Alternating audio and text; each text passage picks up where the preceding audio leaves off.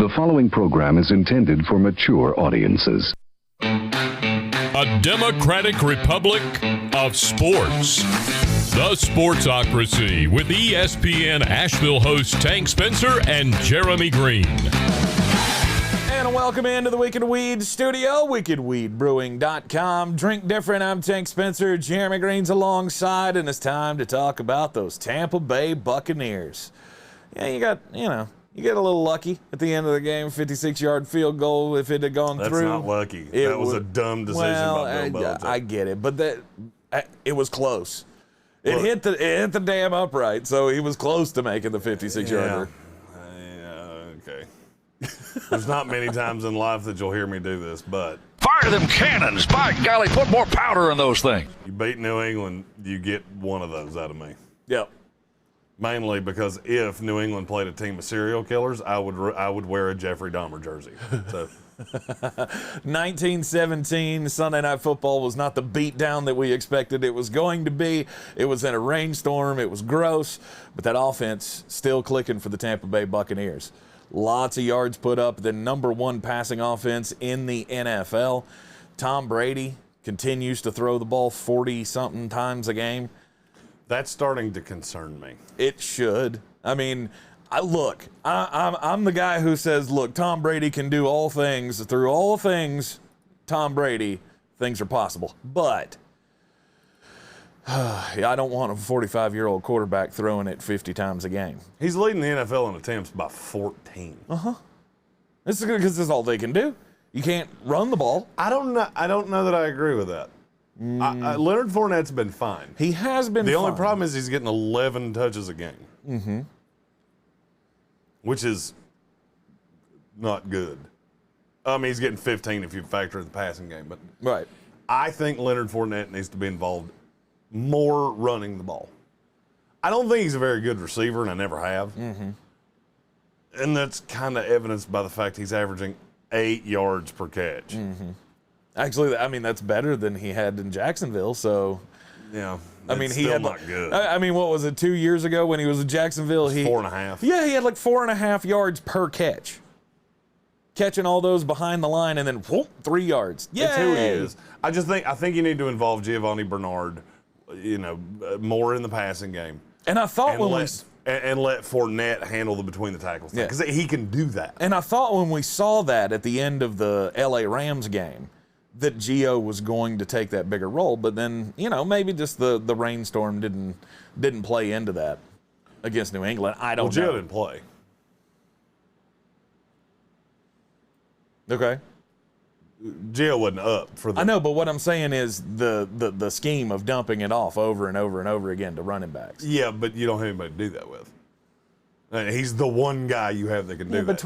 Ronald Jones can't figure out. I mean, you could draw the fucking route on the ground, and Ronald Jones would go, I still don't get it. But he can catch. Well, I mean, anybody can, with 2 hands and 10 fingers, can catch. Right. It just, are you good at it? And Ronald Jones is not. Right. So my hope is that as Gio's coming back and gets factored more into the offense, that he... And I hate the James White comparison. This is a completely different offense. Mm-hmm.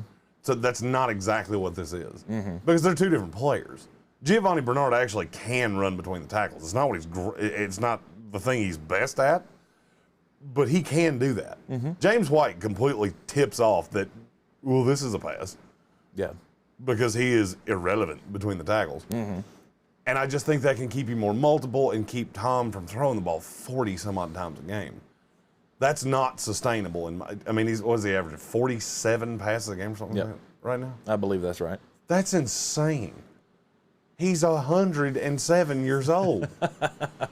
Yeah, but he can still do it like nobody else. And I don't disagree with that. Thing. That's where you irritate me when I'm not saying he can't do it. I know. Hell, I could go out in the parking lot and dance in a lightning storm with a golf club in my hand and not get electrocuted. Doesn't mean it's a good idea. Right. And I'm just looking at it going, it's a long season. You got an extra game added here. You got a quarterback that's 4 years older than damn near any other quarterback in NFL history. Mm-hmm. The schedule's not exactly the most daunting thing you've ever seen. No. Good I mean, God. there were. You don't play a good team again. You don't play a good team again until fucking December. Right. Until you play Buffalo. Jesus. You play 4 good teams the entire season. 5. I forgot That's why when we were doing the run-up and we were doing all our predictions, I was like, this team might lose 4 games, maybe, just because the schedule's so advantageous. If you lose 4 games, I'm going to judge you harshly because you only play 5 teams that can figure out how to put 11 players on the field. Right. How does that? Yeah, it's Tom Brady. Scheduling in the NFL Brady. just pisses me off to no end. Oh, they have to play the same divisions, and then they get... Stop that. Mm-hmm. Just set the damn schedule. We don't need to know it 4 years in advance. But the reigning Super Bowl champion should not be playing a schedule this easy. I'd agree. It's stupid. It shocked me that we didn't have Green Bay on the schedule this year. I thought that was always a standing game. How do you not have Green Bay on the schedule? I don't know. I feel like every year it's Battle of the Bays. That's like our NFC out of division rival. And we didn't end up with them on the schedule this year. Well, you didn't win the division last year. True. New Orleans won the division, so they get Green Bay. So you got Chicago. Tom Brady has been the bane of my existence for as long as I can remember. I don't remember happiness. So the offense for Tampa Bay is not the problem. The defense is the problem. No, the secondary is the problem. Well, yeah, the pass rush not getting home. You're still very formidable in the front 7. The back 4 is what scares me. Mm-hmm. Because with no Antoine Winfield, you're terrible. Mm-hmm. With Antoine Winfield, you have a safety that can make plays. Yep. And I think he makes other people better. Mm-hmm. And we've got all the injuries to the cornerbacks, Jamel Dean and Sean Murphy-Bunting, and had to go out and get Richard Sherman, who did not look particularly swoofed in his first game of action in 2021, but I think he's going to be fine. See, but the problem with Richard Sherman was that was more a Todd Bowles problem than it was a Richard Sherman problem. This is what I was trying to tell you with Stephon Gilmore. Yeah. That's not the scheme you play. I mean, oh, cool, him and Tom had a cup of coffee in New England one time. Sweet. It doesn't mean he's a fit here. Bringing in Stephon Gilmore would have been like buying a Maserati to go buy groceries. Mm-hmm.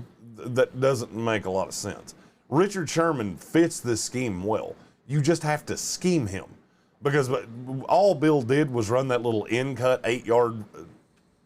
He's never covered that well. Yeah. He didn't cover that well when he was the best Sherman. corner in the league. Right. So you've got to play somebody on the underneath of him to keep that from happening, and you have the just immortal player to do that in Devin White. Mm-hmm.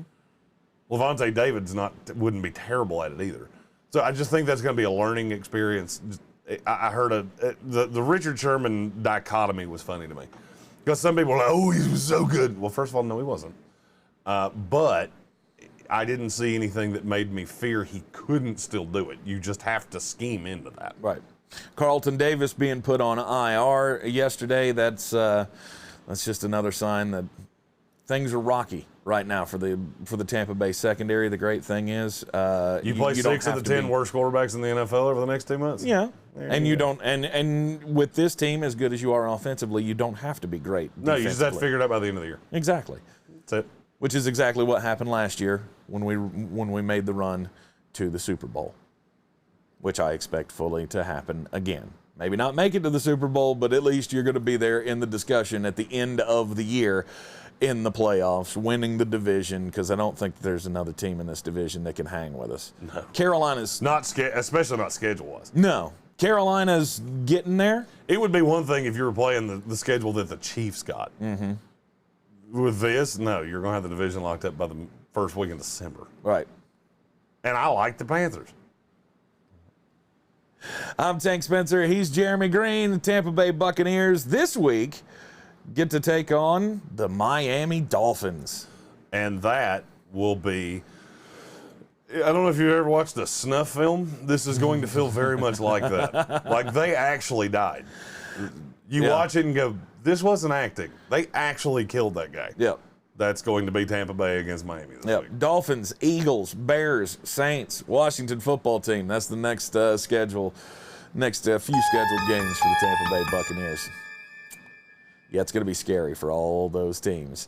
I'm Tank Spencer. He's Jeremy Greene. We are in the Wicked Weed studio. Be sure to hit that subscribe button. Get all of our team-by-team content here throughout the 2021 NFL season. And, of course, join us every morning at 10 a.m. here in the Wicked Weed studio in the Sportsocracy. We'll see you next time.